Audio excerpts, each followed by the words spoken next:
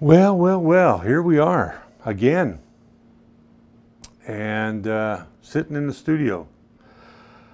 It is going to be a fun day. It is Thursday, the 31st of August, and this is LIDA Day 31, LSP Challenge, and hello to all you streamers. I am going to refresh my page here and see if I can get everybody up, and I can see your comments. There we go. There's that handsome devil. Look at that. There's that handsome devil. Let's turn off the audio. There we go. Audio's off. Okay, so this is my LIDA Day 31, last of the LIDA, as I said, and where did the time go? Wow, a whole month went by.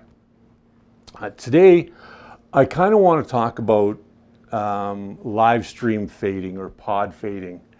Pod fading is when you do something for a while on the internet, whether it be a podcast or a live stream, or even videos that you're putting up regularly, and then you suddenly stop and take a break. And I'm guilty of that. I'm definitely guilty of that. And there's different reasons why people do it. One, because they think they don't have an audience. Two, because they think that, they've done enough. They don't have anything else to talk about on the subject. But if you're passionate about a subject, you can stick with it. And it depends, again, on time. I mean, we do live streaming. A lot of us do live streaming. It's not our bread and butter. This is something we do as a hobby, a way of getting the message out to other people. And, it's nice to have people around that can help you through those tough times. Pod fading, it's something that happens to all of us, and I'm sure that Loria and David can both attest to what I'm saying here. Pod fading happens for a number of reasons. I know for myself, when I stopped doing the show about model building, Amazing Plastic Scale Model Show, I only did 12 episodes of that show, but it was a very grueling show. Now, the show also didn't have a real financial backing to it. So it was tough to make ends meet on a show that, lots of people were watching it. It was a great topic, but nobody was getting on the financial sponsorship train. And as much as I wanted to do a Patreon campaign, it was still kind of in its infancy, and I really didn't feel that it was something I needed to explore at that time. Granted, I did have a couple of sponsors that sent me stuff to review on the show and use their products exclusively. But it wasn't enough to kind of keep the lights on, as it were.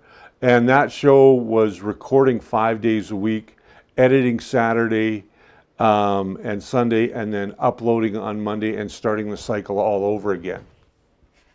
So it really became very grueling, very tiring, and I had no free time.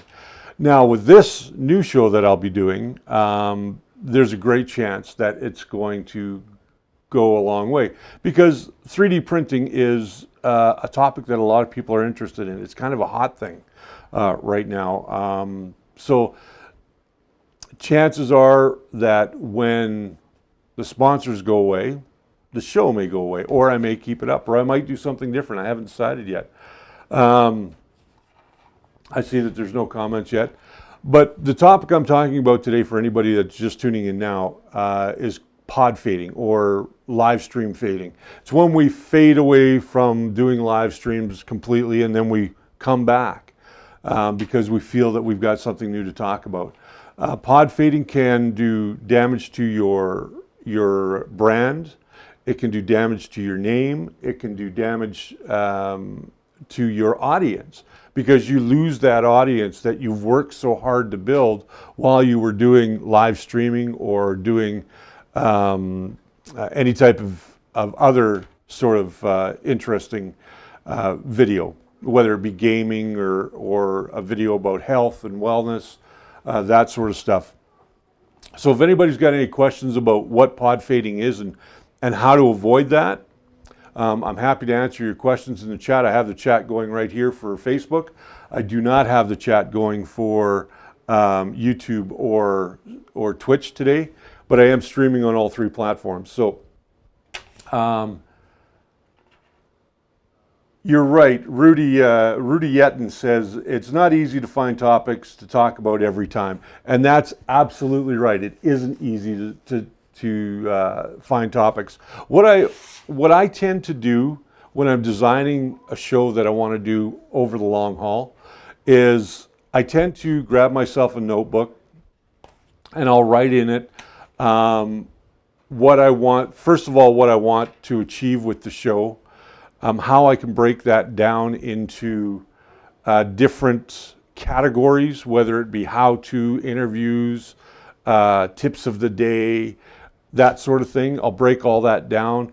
I'll decide what I want my running time to be.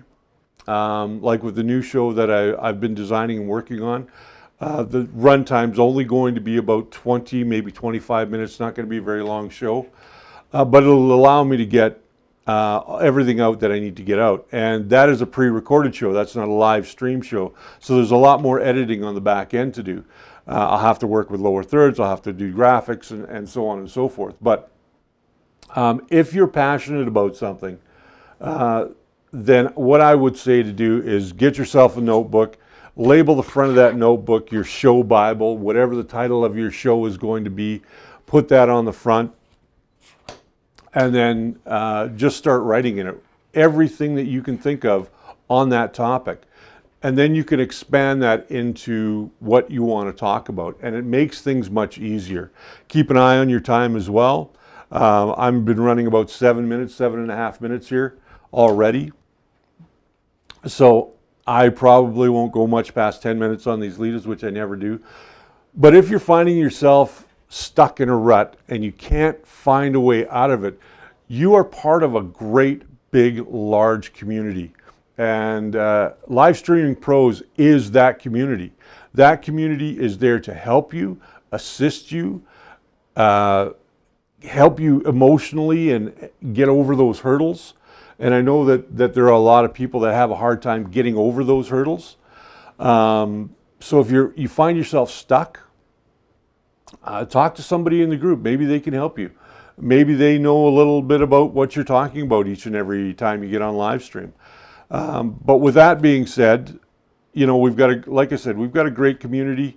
We've got a large amount of people with varied backgrounds. I've got a broadcasting background. I can certainly help you with certain things.